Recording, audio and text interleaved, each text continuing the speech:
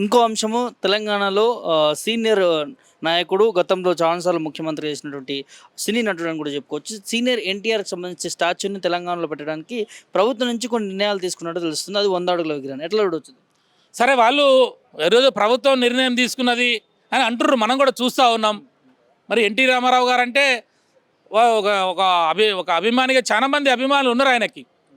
తెలుగు భాష ఒక దాన్ని ఆత్మగౌరవంతో ఆ రోజు ఢిల్లీలో దడదడలాడించిండు. తెలుగు వాడి యొక్క ఆత్మగౌరవాన్ని ఢిల్లీ వేదిక మీద, ఢిల్లీ రాజకీయ యవనిక మీద నిలబెట్టినటువంటి వ్యక్తే. సరే మేము ఏమంటున్నాము, ఎన్టీ రామారావు గారి ద్వారా తెలంగాణకి ఏమి మేలు జరిగిందా, ఏమి కీడు జరిగిందా, ఆ చర్చలకు మేము పోదలుచుకోవట్లేదు. కానీ ఏమంటున్నాము, ఆ రోజు మీరు జై ఆంధ్ర రాష్ట్రం కావాలని కూడా అక్కడ ఆంధ్ర ప్రాంతంలో ఉద్యమం చేశారు 1971, 72లో. అక్కడ కూడా 16, 17 మంది అమరులు అయినరు ప్రత్యేక రాష్ట్రం కావాలని. ఇక్కడ కూడా 69లో తెలంగాణ ఉద్యమం వచ్చింది. ఇక్కడ 420 మంది చనిపోయారు తెలంగాణ రాష్ట్రం కావాలని. ప్రత్యేక రాష్ట్రాలుగా తెలంగాణ ఆంధ్ర కావాలని ప్రజలలో బ్రహ్మాండంగా ఉన్నటువంటి వాదన అది. జయశంకర్ సార్ దీనికి పునాది వేసి నీళ్లు, నియామకాలు, నిధులు అనే ఒక ట్యాగ్ లైన్ తోటి రాజకీయ ప్రక్రియ ద్వారా తెలంగాణ అని చెప్పి కేసీఆర్ గారు, జయశంకర్ సారు ఒక సిద్ధాంత భూమిక తీసుకొచ్చి తెలంగాణ రాష్ట్రాన్ని, అదేవిధంగా తెలంగాణ రాష్ట్రం వచ్చిందంటే ఆంధ్ర రాష్ట్రం కూడా వచ్చింది. ఆంధ్ర ప్రజలు కూడా మాకు ప్రత్యేక హైకోర్టు కావాలని చెప్పి, ఆంధ్రలో కూడా చాలా డిమాండ్లు ఉన్నాయి ఇంకా. కాబట్టి వాళ్ళ పరిపాలన సౌలభ్యం కొరకు హైదరాబాద్ రావాలంటే అక్కడ శ్రీకాకుళం నుంచి ఇక్కడికి రావాలంటే 1500 కిలోమీటర్లు, చాలా ఇబ్బందులు పడేది.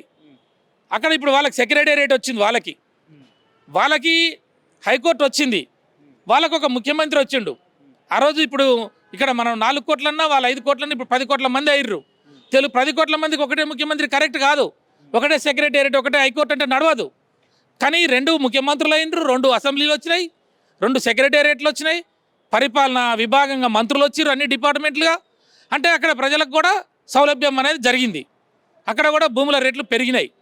అక్కడ కూడా ప్రజలు ఈ డెమోక్రసీని, ఈ అభివృద్ధి అనేది ఇప్పుడు అందుకుంటున్నారు. కాబట్టి దీని అన్నిటికీ కారణం ఎవరు? జయశంకర్ సార్ కదా. మేమేమడుతున్నాం ఈ ముఖ్యమంత్రి గారిని, ఈ రాష్ట్ర ముఖ్యమంత్రి గారు, సరే మీరు అక్కడ మన దగ్గర ఎన్టీఆర్ గారిని పెడతా అంటున్నారు, ఓకే.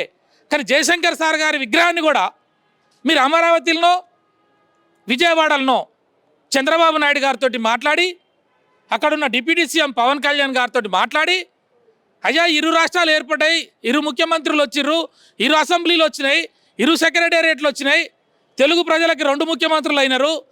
ఇవాళ వారు అక్కడ ఎన్డీఏలో ఉండి ఇవాళ ఆ కూటమిలో బ్రహ్మాండంగా చక్రం తిప్పుతున్నాడు చంద్రబాబు నాయుడు గారు. ఇలా ఆ ముఖ్యమంత్రి, తెలుగు ముఖ్యమంత్రి లేకపోతే కేంద్రంలో ప్రభుత్వం నిలబడే పరిస్థితులు కూడా లేవు. అలాంటి పరిస్థితి వచ్చింది.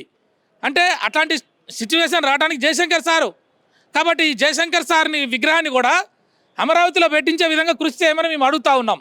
తెలంగాణ వాదులుగా, తెలంగాణ బిడ్డలుగా అధికారాల వికేంద్రీకరణ జరగాలి, 2 రాష్ట్రాలు రావాలి అని మనందరం కూడా ఉద్యమాలు చేసిన వాళ్ళుగా, ఎంతోమంది బిడ్డలు చనిపోయినారు. కాబట్టి ఆ బిడ్డల యొక్క ఆశయాలు నెరవేరినాయి, ఈ ప్రజలు కూడా అభివృద్ధిని అందుకుంటూ ఉన్నారు. కాబట్టి దానికి కారణమైన జయశంకర్ సార్ గారి విగ్రహాన్ని కూడా అమరావతిలో పెట్టించాలని ఈ ముఖ్యమంత్రి గారికి మేము అప్పీల్ చేస్తూ ఉన్నాం.